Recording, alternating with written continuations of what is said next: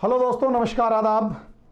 दोस्तों, पाकिस्तान से एक खबर कि पाकिस्तान के 4 सैनिक मारे गए, उनके ऊपर एक हमला हुआ जिसकी वजह से उनके 4 सैनिक जो फ्रंटियर फोर्स के थे वो मारे गए हैं। और सिचुएशन इस तरीके से है कि पाकिस्तान में एक दोबारा से पैनिक क्रिएट हो चुका है। अगर आप इस पैनिक की बात करते हैं दोस्तों, तो यहाँ पर अगर आप देखें तो पाकिस्तान का ये नक्शे के अंदर ये हमले कहाँ हुए हैं तो ये समझ लीजिए असलियत में ये हमले 2 जगह हुए हैं। और इन 2 जगहों के अंदर अगर आप देखेंगे तो एक इलाका यहाँ से कि एक क्वेटा शहर पड़ता है यहाँ, और दूसरा एक और शहर छोटा सा एक इलाका तुर्बत यहाँ पर। इस 2 जगहों पर हमले हुए जिसमें क्वेटा एक बड़ा इलाका है। मैं जो चीज़ आपको समझाना चाहता हूँ वो ये कि असलियत में ये अटैक हुए, मेरे को उसके फैक्ट से कोई मतलब नहीं है कि अटैक कहाँ हुए, कैसे हुए, कितने मारे गए। मेरे को इस चीज़ से पूरा मतलब है कि वहाँ पर who organised these attacks, who is responsible for these attacks. तो आंसर है Baloch liberation army. Baloch liberation army या बलूचिस्तान लिबरेशन आर्मी इसके लिए जिम्मेदार है। अब सवाल यह है कि इसमें जो वर्ड जिम्मेदार है उसका तो सीधा सा मतलब है कि फ्रीडम। अब अगर ये फ्रीडम की बात कर रहे हैं तो असलियत में ये किसको अपना सप्रेसर मान रहे हैं? तो फ्रीडम किससे? फ्रॉम पाकिस्तान, यानी इन्हें पाकिस्तान से अपनी आज़ादी चाहिए। तो सवाल ये है क्यों आज़ादी चाहिए? वाई? कोई भी इलाका किसी देश से क्यों अलग होना चाहेगा? इसके पीछे का रीजन समझिए दोस्तों। इसके पीछे का एक सिंपल रीजन ये है, कभी भी आप जान लीजिएगा, जब एक समाज, जब एक सोसाइटी, जब एक ग्रुप ऑफ पीपल, जब एक कम्युनिटी उसको ये लगने लगे कि ये देश उनकी सारी समस्याओं की जड़ ये देश है, इस देश में रहने वाले लोग हैं, या ये सरकार है जो हमारी अपनी नहीं है, ये पराये लोगों की है, और पराये लोगों की सरकार होने की वजह से ही ये हमारे ऊपर हमले कर रही है। ये रियलिटी है। और इसीलिए बहुत छोटी छोटी जो बातें होती हैं पूरे देश को बर्बाद करके रख देती हैं, टुकड़े टुकड़े करके रख देती हैं। ये समझ लीजिए, ये सच्चाई है दोस्तों कि असलियत में कभी भी जब एक बलोच लिबरेशन आर्मी की अगर आप बात करते हैं, बलूचिस्तान लिबरेशन आर्मी की अगर आप बात करते हैं, तो यहां पर असलियत में ये लिबरेशन का शब्द क्यों आया? तो जब ये लिबरेशन का मतलब फ्रीडम किससे? पाकिस्तान से, फ्रॉम पाकिस्तान। तो ये शब्द पाकिस्तान का क्यों आया इसको समझिए, और क्यों ये आर्मी जो है वो अटैक कर रही है, और यूं कहें कि सुसाइडल अटैक कर रही है और किलिंग पाकिस्तानी आर्मी। अब ये समस्या को समझिए, मामला है क्या? मामला शुरू होता है हिंदुस्तान आजाद होने से, यानी 1947 से। 1947 भारत पाकिस्तान की बंटवारे के लिए जो सबसे ज्यादा इंपॉर्टेंट कड़ी था, सबसे घटिया, सबसे थर्ड क्लास, सबसे जिद्दी, सबसे घमंडी, सबसे अड़ियल व्यक्ति जो था वो जिन्ना था, जिसकी सनक ने भारत के टुकड़े करवा दिए। और उसी सन की इंसान की चालाकी ने जो बलूच शाह होता था, जो बलोचों का शाह होता था, उस शाह से वादा किया कि आपको हम थोड़ी बहुत प्रोटेक्शन में रखेंगे, बाकी आप अपने स्वतंत्र राजा रहेंगे। लेकिन 13 मार्च डेट वाज टिपिकल, एक डेट थी 27 मार्च 1948 को उसको बुलाया गया और उससे जबरदस्ती लेटर ऑफ असेशन पर साइन करवा के उसको कहा अब बलूचिस्तान हमारा हुआ। यहां से बलूचों ने अपने आप को ठगा हुआ महसूस किया। बलूचों को लगा कि वो ठगे गए हैं। क्यों लगा? अब उसके बाद जब लगा ठगे गए हैं तो देखो, असलियत में आप किसी को अपना कैसे बनाओगे? हर कदम पर उसको अपना महसूस करवाना होता है, उसके साथ संबंध बनाने होते हैं, रोटी बेटी के संबंध होते हैं, उन्हें बराबरी का दर्जा देना होता है, उन्हें बराबरी का दर्जा देना होता है। और अगर ऐसे किसी नाराज भाई बहन से कोई गलती हो जाती है तो उसे कई बार इग्नोर करना पड़ता है। और अगर हम में से कोई उसकी गलतियां देश के अंदर उनके साथ कोई नाइंसाफी हो रही होती है तो उनके समर्थन के अंदर आवाज उठानी पड़ती है। सच में ये सच्चाई है, तभी वो पूरी कम्युनिटी आपको अपना मानेगी। बहुत कॉम्प्लेक्स मैटर होता है ये भावनाओं का खेल है, और भावनाएं दिखाई भी नहीं देती और कब टूट के बिखर जाएं पता नहीं लगती। और ये जो भावनाएं हैं बहुत नज़ाकत के साथ, बहुत ध्यान से हैंडल की जाती हैं। इनको लठ मार के ताकत से नहीं दबाया जा सकता, इनको ताकत से नहीं दबाया जा सकता। और इस मामले में बहुत से लोग हमारे देश की सरकारों की कश्मीर पॉलिसी के ऊपर शोर मचाते थे। वो पत्थरबाज हैं, पत्थर मार रहे हैं, गोलियां चला रहे हैं, सेना को फ्री हैंड दो, उन्हें भी गोलियां चलाओ। हमारे जो गृह मंत्री होते थे राजनाथ सिंह, वो कड़ी निंदा करते थे और साथ में कहते थे कि हम देख रहे हैं, वो भी हमारे ही बच्चे हैं, भटके हुए नौजवान हैं। लेकिन दूसरी तरफ जो रेडिकल एलिमेंट्स मेजॉरिटी कम्युनिटी के होते थे, वो कहते थे काहे के भटके हुए नौजवान, आप लोगों ने ऐसे किया, आपने ऐसे किया, आप उनसे सख्ती से निपटिए। देखो, भावनाओं के खेल के अंदर सख्ती नहीं, ये भावनाओं के धागे होते हैं। ज्यादा जोर से खींचोगे तो टूट जाएंगे, ज्यादा ढीला छोड़ोगे तो गल जाएंगे। बहुत ध्यान से हल्का फुल्का नरम गरम उनके साथ चलाना पड़ता है।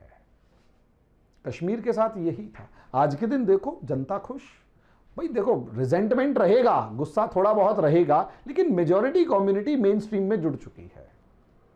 वहां के पॉलिटिशियंस के साथ उतने बड़े लेवल पर नहीं है जितने बड़े लेवल पर पॉलिटिशियंस क्लेम करते हैं।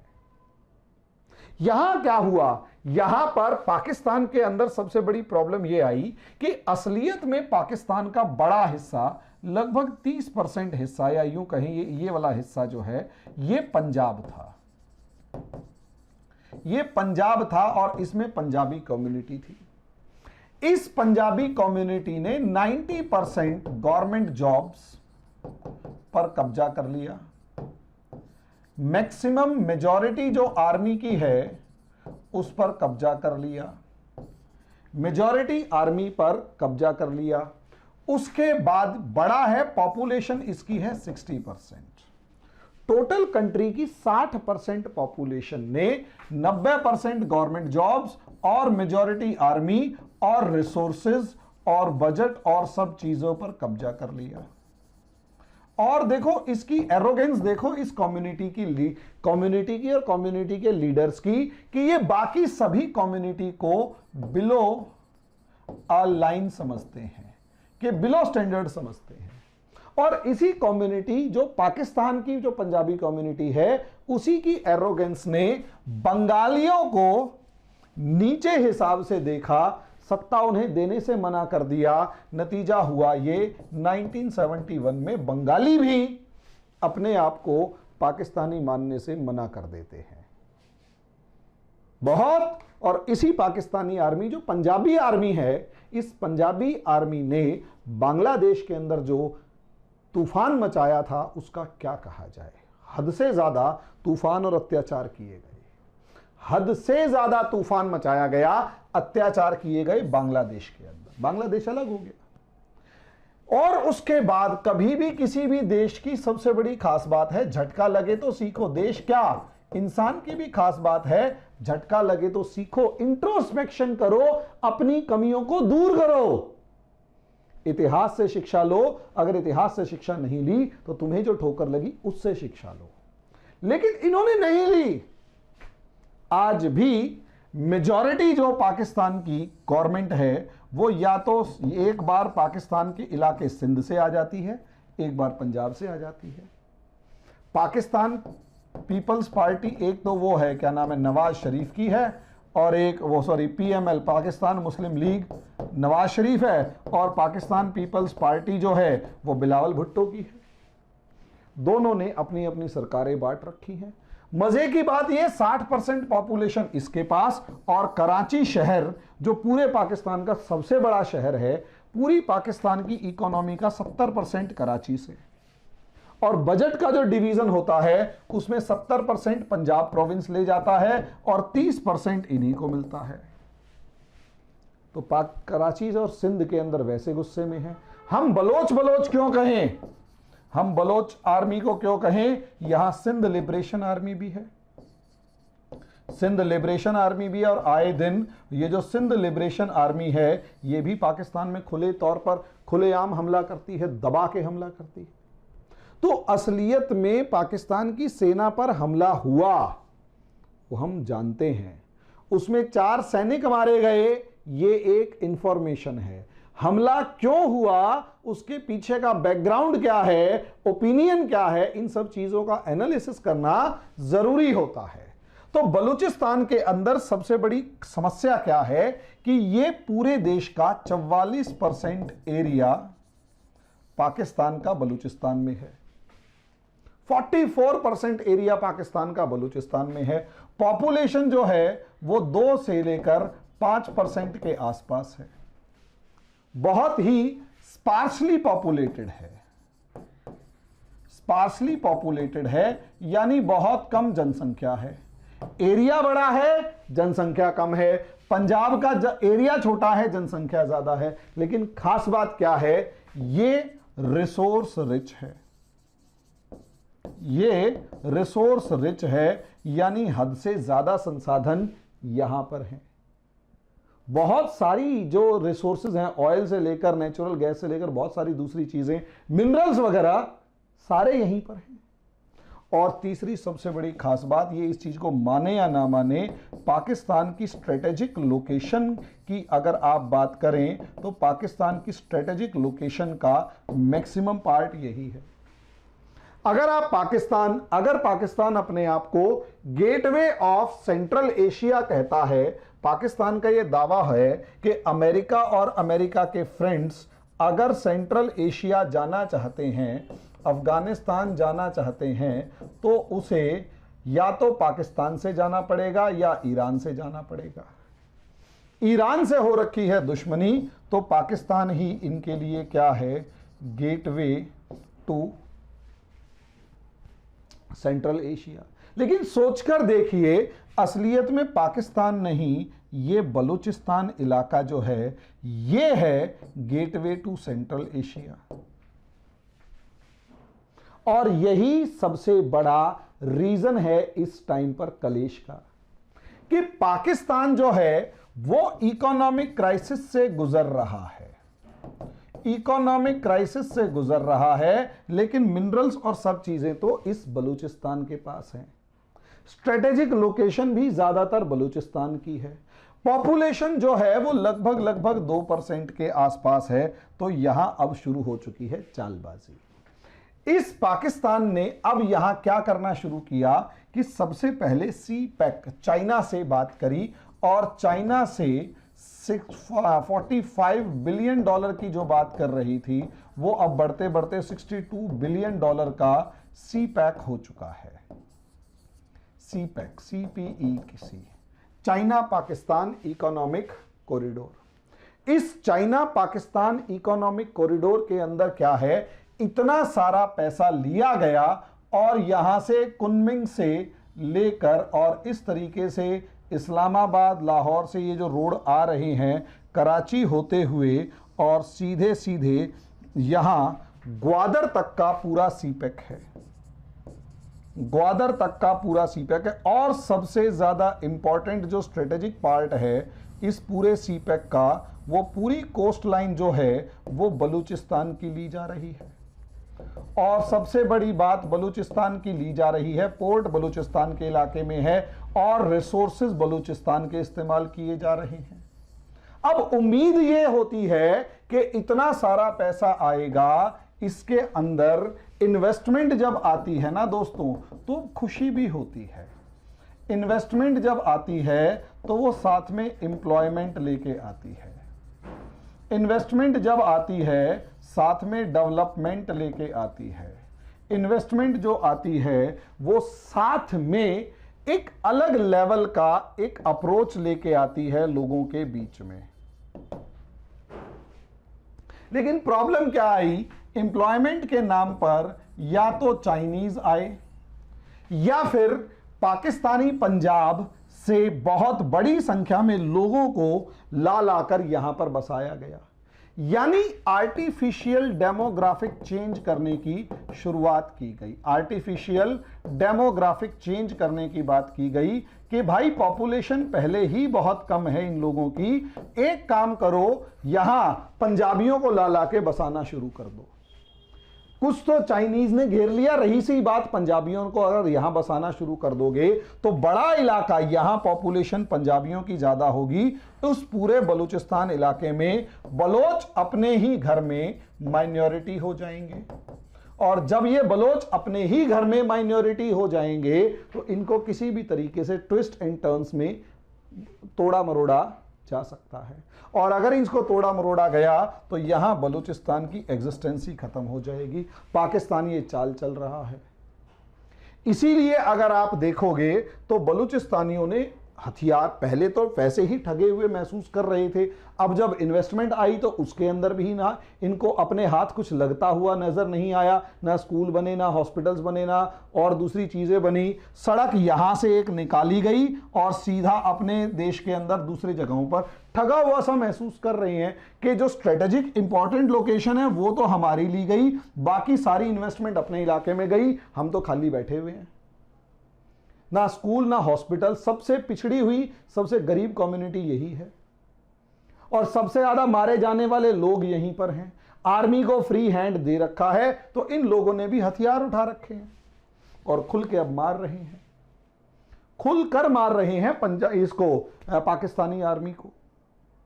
रही सही कसर अब यहां पर अमेरिका को बेस देने की तैयारी है, और मुझे तो ऐसा लगता है कि अगर अमेरिका को यहां पर एयरफोर्स का बेस मिल जाता है तो कहीं ना कहीं ये बलूचिस्तान के ऊपर कुछ ना कुछ अब की बार डिसीजन लेने का समय आ चुका है, और दोबारा एक बार फिर से दुनिया का नक्शा बदलने जा रहा है और पाकिस्तान का नक्शा बदलने जा रहा है अगले कुछ टाइम में। ये रियलिटी है। और पाकिस्तान की इसमें सबसे बड़ी गलती यह है, उसने अपने ही लोगों को, अपने ही जमीन पर रहने वाले लोगों को अपना नहीं माना, और अपने जमीन पर रहने वाले लोगों के लिए उन्हीं के लोगों ने आवाज नहीं उठाई। सच में जब बांग्लादेश पर अत्याचार हो रहे होंगे तो क्या पाकिस्तान के लोगों को नींद आ गई होगी कि आज उनका नंबर है, कल यही सरकार तुम्हारा नंबर लगाएगी? जब बलूचिस्तानियों के ऊपर हथियार चल रहे हैं, उनके बच्चे गायब हो रहे हैं, 10-10 हज़ार के करीब लोग जो हैं वो गायब हैं, मैक्सिमम गांव या जो कस्बे हैं उनके मेजॉरिटी जो यंग ब्लड है उसको मार डाला गया है। इतना बुरा नरसंहार करके क्या पंजाब में इस्लामाबाद, लाहौर, कराची, ये 2-4 ही तो शहर है इनके, इन लोगों को नींद आ रही है? क्या ये लोग इतना नहीं जानते कि ये देश बर्बादी की तरफ बढ़ रहा है? इन 4 सैनिकों को ऐसे ना देखा जाए कि ये 4 सैनिक सेना के शहीद हुए हैं और वो आतंकवादी हैं। उन्हें ऐसा देखा जाए कि उनके कॉजेज क्या हैं, उनके रीजन क्या हैं। भाई हमारे देश में नक्सलवादी हमले होते हैं, नक्सलवादियों की बहस होती है तो प्रॉपर एनालिसिस होता है कि असलियत में वो जो मारे गए हैं उनके पीछे का कारण क्या है। फिर समझ में आता है कि वो इकोनॉमिक रीजन नहीं है, वहां असलियत में कुछ और ही खेल चल रहा है। यहां तो कोई खेल भी नहीं है। पाकिस्तान की आर्मी के ऊपर खुली तौर पर यूनाइटेड नेशंस के अंदर इसकी बदनामी हो चुकी है कि बहुत बुरे हाल है। तो दोस्तों असलियत में उसके पीछे के रीजन को अगर आप समझेंगे तो वो एक ग्रेट गेम है। यही रीजन है बलोचिस्तानी जो हैं वो चाइना पे खूब हमले कर रहे हैं। अभी कुछ महीने पहले ही चाइनीज एम्बेसडर जिस होटल के अंदर ठहरे हुए थे उसके ऊपर जाकर बम फोड़ आए थे ये लोग उसी होटल के अंदर, वो तो बाल बाल बच गए चाइनीज एम्बेसडर। इसी तरीके से अभी एक रैली हो रही थी क्वेटा के पास, फिलिस्तीन के सपोर्ट में, वहां जाके बम फोड़ गया। शॉर्ट में कहने का मतलब यह है कि ध्यान, और वहां बम क्यों फोड़ा कि तुम फिलिस्तीनियों की बात कर रहे हो, हमारा नंबर कब आएगा भाई? हमारे बारे में बात कर लो कि तुम हमारे का कितना अत्याचार कर रहे हो। तो शॉर्ट में दोस्तों इसे समझिए, ये सिर्फ और सिर्फ मामला जो है ये देश के अंदर एक डेस्टिट्यूटेड जो होता है, जो एक ऐसी सोसाइटी जिसको नकार दिया गया है या जिसे अपना नहीं माना गया है, ये उसका विद्रोह है। और पाकिस्तान इस चीज को समझने की मंशा नहीं रखता, इच्छा नहीं रखता। पाकिस्तानी सरकार उसको समझने की इच्छा नहीं रख रही और सिचुएशंस को दबाने की कोशिश कर रही है। उन्हें इतना सा समझ में नहीं आ रहा कि भाई अगर जो फ्रस्ट्रेशन है उसे आप अगर फोर्सफुली दबाएंगे तो एक ना एक बार आकर वो बैकफायर करेगा और आपको प्रॉब्लम होगी ही होगी। इन चार को ना देखिए, ये वो पोटेंशियल थ्रेट ग्रुप्स हैं जो एक ना एक समय किसी दूसरे देश की झोली में जाएंगे और आपके लिए खतरनाक सिद्ध होंगे। अभी के लिए इतना ही। पाकिस्तान के भाइयों से एक बार निवेदन है कि इन बलूचों के बारे में भी सोचें, डिस्कस करें। अभी के लिए इतना ही। धन्यवाद।